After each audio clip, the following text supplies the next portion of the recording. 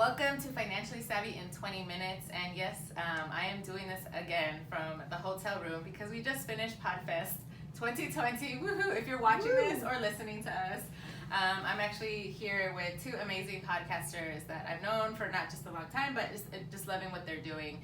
And of course, they happen to be Latino too. We are at the last straw, as I have to mention, because we've been doing this, day 4 now? Yeah. Have hardly any sleep. I think we've been up since 3 in the morning and getting ready for flight. So I want to make this a quick episode, but I wanted to make sure not only I wanted to hear their thoughts on their experience, but maybe one thing each of you have encountered that you learned from the Podfest that you want to include in your podcast. And then secondly, something that you were just like, oh my God, this is an aha moment for me. And just to give you a minute to think about that, I will start and just say, connecting with more people like you. Obviously, you're starting a network for Latinapodcasters as well. That's awesome to see each of us in this different type of space. This tech space is needed.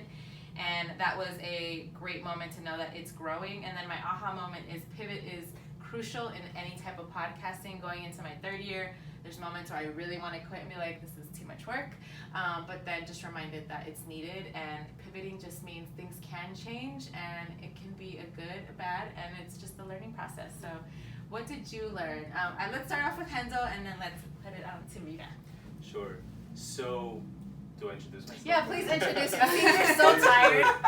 I'm so tired. I did not introduce you. Yes. Oh yeah, I learned so much from Henzo. He knows. He knows. So my name is Henzo Leiva. I am the host, founder, producer of the Immigration MIC podcast that I've been doing for 4 years.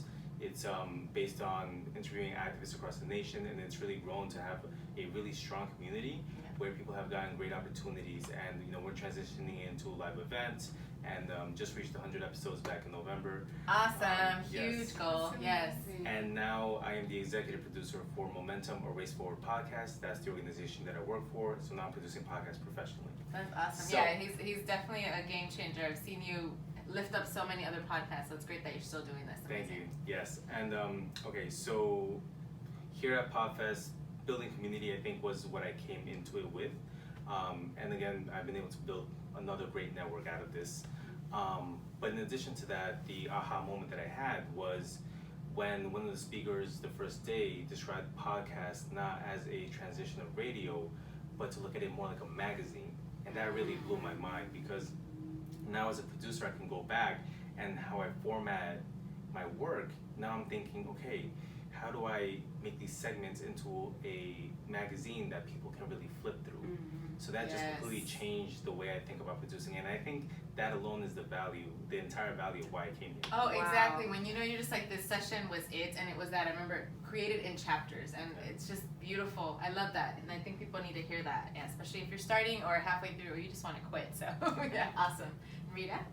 So my name is Rita Bautista. I am the host and creator of Empowerment and All That podcast, which is a women's empowerment podcast, and I'm also the co-founder of Latinapodcasters, which is the network that Natalie is talking about. I think for me, the takeaway from this is obviously, right, like the development of community. And I think one of the things that's really powerful for me is that prior to us coming into the space, right, not that there wasn't connectivity, but the fact that we are bringing connectivity to the space. We had a meetup yesterday after that was a very informal meetup. We had over 25 people that showed up, both the women and the men, and we're not discouraging anyone. And the great thing about it is that which is, I was telling you earlier, like one of my biggest goals is to make sure that we're bridging the gap, and that there's no uncomfort between Latin America and the US, that we're really just trying to all connect under this medium of podcasting. And I think that goal was like not just realized yesterday, but it was like really front and center. And like I was super emotional. Like Nicole and I both looked at each other like, what the heck just happened? We're just like, oh my God, this is happening. And now we can't stop the momentum, because we've been able to connect to so many people who not just want to be part of the organization, but also to help catapult us forward. So for me, the biggest takeaway from Podfest, from everything, was making sure that, you have these words, and sometimes words just continuously pop out to you. Yeah. The words were consciousness, community. It's oddly enough, it was, I think, Conscious Millionaire too. I had a power session with him, which was insane. JV crumb.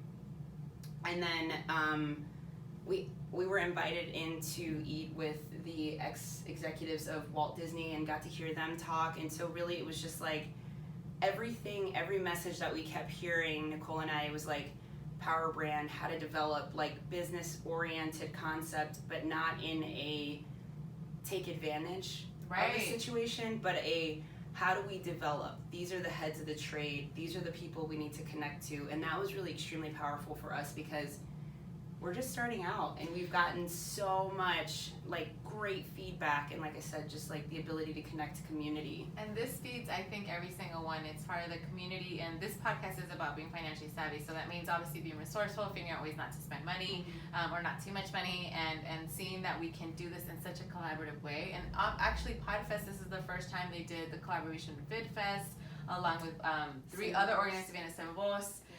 And so you see these people that are obviously have their own events, but coming together and being resourceful and being able to do that. And like you're saying, it's just a way to catapult. And seeing newbies, I love that too, because I think for me, it's like, I still feel like a newbie, but it's great to see newbies go through that, right? Because you're just like, their excitement, you're like, wait, I was just as excited. I could still be that excited.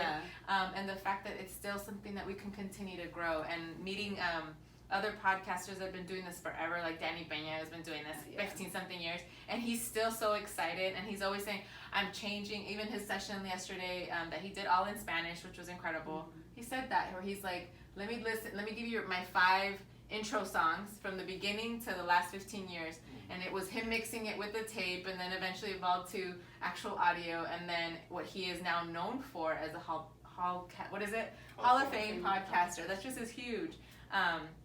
So we're still in it, and I think I look forward to seeing what both of you continue to do, not just with your own podcast, but how you continue to grow other people's podcasts, because at the end of the day, it's how can you maximize your voice in such an incredible platform that's still not oversaturated as opposed to the others. And so for any new podcasters that are listening to this or thinking about starting a podcast, make sure you reach out to these people. And then maybe one thing, go for it, I just want to jump in because like, there's, a story that I really want to share. Okay, let's go for it. So this is actually how Natalie was a part of like revitalizing my career through podcasting. So I just want to tell this on your platform. So the story goes that 4 years ago, I had like this dream career and I was like flying high. And one year I was sitting at, at a White House convening with all these influential people. And then the next year, I was sitting in front of my laptop applying for unemployment because I got fired from my dream job. Wow. And I took it extremely hard. But out of that desperation was where I started making YouTube videos. And then someone recommended that I turn it into a podcast. You pitched yourself to me when I was just starting. Because I love the title, Immigration Mike, Right, and that was like episode 40. But then a year later, and again, I was still suffering through this time, still like going through really bad times. And you invited me to an event that you were speaking in New York City. And it was at that event that I met Natalie from Morado Lens podcast. Oh yeah, and they're huge. I think she got 1 million episodes when Rocio Dawson, it's a crazy, her story. So you connected with her, the producer. I connected with her. Yes, wow. Then she gave me a ticket to the New York Latino Film Festival. Wow. Where Juan Bago from Latinos Out Loud was speaking on the panel. Another award-winning podcast. Yes. And then I walked up to Mike Diaz, and I asked him, bro, just give me one chance to learn. Just give me one chance. And he gave me that chance. And I started all over again as an intern, holding doors open, getting water for people, etc. Humbling, I love that. But I was learning project management. I was learning how to be a producer. So I got promoted to associate producer in 3 months. Full producer in 6 months. Wow. And then, now a year later now I'm the executive producer for Momentum Erase Forward podcast, now professionally, right? I love it. So you see from that small seed, from that small step that you helped me, I have my whole career back. So I just want to say thank you so much, Natalie. So I just wanted to share that for the audience. Oh, that's super sweet. I wasn't ready for that. And we're so exhausted as already, but that is very kind of you. And I think it's, I forget exactly how we met, and it's to think that it's evolved this way, and the connections you've made, and those podcasts you mentioned, they gave you shout outs. I remember you weren't even in the conference in LA last year, and they're like, I'm like, oh my God, I know him. And they were like, oh, he made this podcast so much better. And it obviously turns into this collaborative space. So one, thank you for saying that. And so what I did was, to commemorate all that, right? The 99th episode of my podcast, the true story behind immigration, my podcast. Yeah. 5 chapters, Pride Comes Before the Fall, The Death of My Career, Losing Everything, Podcasting God's Miracle, and then Bad Boy for Life is the last chapter. It's a little joke, yeah, right? It's good. I loved it. I loved it. It's such a good episode. In chapter 4, Podcasting God's Miracle begins with me suffering for 9 months on that couch until you called me. Wow. So reach out, people, because you never know. And you telling me this, that's just beautiful, because there's moments, even coming to this conference, when you're still doubting, like, should I keep doing it? Should I not do it? And I'm not even by myself. Today I'm by myself because I couldn't bring my whole team, but that's the goal for next year. But it's that where you just kind of don't know how it might help someone else. But obviously, in the end, I feel like it helps me too, where I'm like, oh, I love what you guys are doing. I love seeing not just literally new faces, but everyone has a niche and a story and a voice. And that's what this year's theme was. Your voice matters. Representation matters. Thank you for your time, because I know you guys are like marathon and about to catch your next flight to the next city that you're going to out of state. We're all in Orlando right now, so getting ready to go home. But once again, I want to do a single interview with each of you in the future, follow up from where we are now to where we are going to be then, and I think that's going to be beautiful. We'll definitely see those that are listening or watching, reach out to them and, comment, question, what your journey might be. If you have any of those questions or doubts, these are the people to connect with, because not only they've been doing it, she's technically a newbie because she's starting something else, but I think, in the reality, I think we're always newbie. And I'm trying to remember which author said it, where he's like, when you stop acting like, when you no longer see yourself as a student, that's when you stop learning. And I think that's something really crucial for us, is that we're constantly learning and constantly trying to improve ourselves. So before I end, I have to ask you guys the question I always ask someone, and I usually do in the beginning, but I'm so tired that I forgot to ask the question. So for each of you, when was the first time you got paid, whether it wasn't necessarily a 9 to 5, but it was something that you got paid on the side and it made you think differently about money, and you're like, oh, I can get paid more for this? And so what was that experience like? Oh, you go.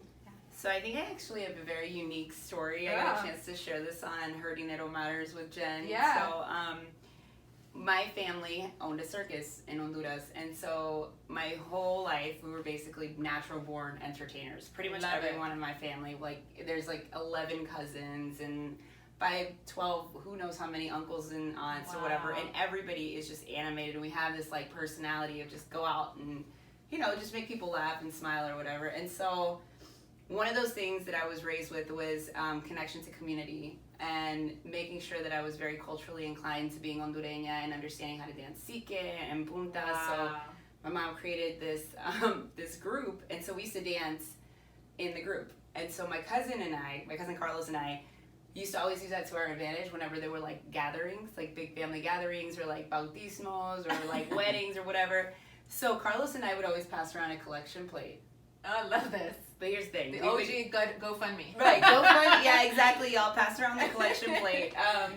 But he and I knew that because we were, I wouldn't say technically like overly skilled dancers, but we were pretty good. We would know what songs to pick, and we would know like who should be the judge kind of thing. And this is us at like 8. Wow, you were already producing that. Already at that point, and I'm like, okay, you do this, you do this, you do this, and then we all come together. And so we would create dance-offs with other people, and we always knew we were gonna win anyway. So it was like that was our like we would split the pot. I love that. I love it. The hustle starts early, and I love that. I mean, and oh my gosh. So do you remember how much that was probably, or? I mean, depending on what kind of party it was. If it was a baptism, it was probably like $10, $15 each. And that's pretty cool for an 8-year-old. Yeah. And you're already there. So yeah, exactly. You're making money at a party. I never would have thought of that. That's exactly. Awesome.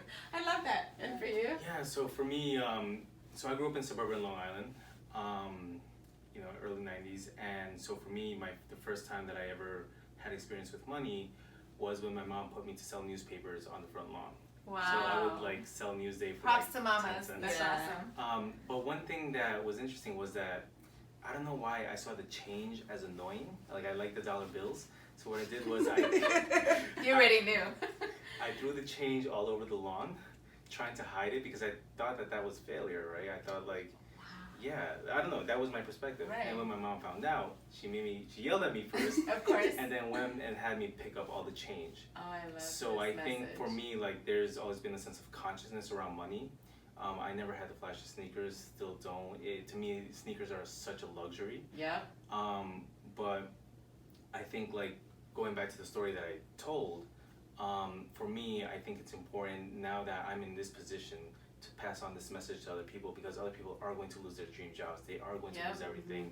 And I think helping usher them into podcasting, into this community, can really affect the labor force in the future. I love that the positivity is the theme, and today happens to be International Women's Day. Yes. Or March. I'm not sure when this podcast Thank you. will come out, and obviously props to the women before us. And just to end on that note, thinking about pennies, I'm thinking about my grandmother. And I remember and I still say this is by far my most influential lesson I've ever had from her. And she said, my abuelita says this, she goes, you know, living in the U.S., we're all immigrants, and she said, living in the U.S. is the richest country in the world. And I looked at her like, we lived in the hood, so I was kind of like, I was confused as a kid. And I go, what do you mean? And she goes, there's always money on the street. So I was like the coins or the pennies, that's what I was starting to ask her. And she goes, no. She goes, pencils. There's always pencils. There's always pens on the street, sometimes brand new, not even open. And I looked at her confused, thinking, pencils? And she goes, you know how, she would tell me, she's like, it would take me a week or two to save up 35 cents, and back in 1950, to be able to buy a pencil that would allow me to, she taught herself how to read and write, to write, do math, and she was an amazing business owner. And she said, and we would use those pencils to the point where there was no more lead, and the eraser was completely gone. And she goes, people look at that and say, oh, that's just trash, but she's like, a pencil, brand new pen, is $1.50, whatever. And she's like, and you can resell those things. So it was kind of this mentality of money is everywhere, and it's really resources, so the abundance that comes from it. I still, to this day, always pick up a penny. I always have my tissues with me. And it's because of that, it's about, if you start saying no to money in any form or any resource whatsoever, then that's what you're saying to the universe, that I don't need it. And believe me, I welcome money over and over. So thank you so much for being a part of this. We will definitely have to do a follow-up. This was beautiful, and we were so exhausted and even contemplated doing this episode. But their troopers are like, let's do it before we get on the plane. So how can they contact you? And we will definitely have you back. Yeah, absolutely. So if you want to reach me directly, Instagram's always really easy. You can hit me up at Rita E. Bautista. That's my personal account. If you want to find out more information about Latina Podcasters, you can find us at Latinapodcasters on Instagram, Latinapodcasters.com. And if you want to add your podcast to the directory, we have a submission form there as well. And we have a private Facebook group that just continues to develop and grow the community for people who need support and those who want to give their expert tips to everybody. Woo woo, and it's extended to anyone, so I love that. Yeah, I love the focus. Yeah. Cool. And for me, it's at Handle on the MIC on Instagram, which is my business card, and then at Immigration Mind Podcast, also on Instagram for the actual podcast. Perfect. We'll see you on the next Financially Savvy in 20 minutes. So have fun, be fabulous, and frugal. All right, thank you. Bye. And you can stop that. All right, I don't know how to stop it. Stop. We're like, clap that. Woo, That it's was fun. done. That was fun. I enjoyed Oh my it. God, I know we're all like, our brains are no longer.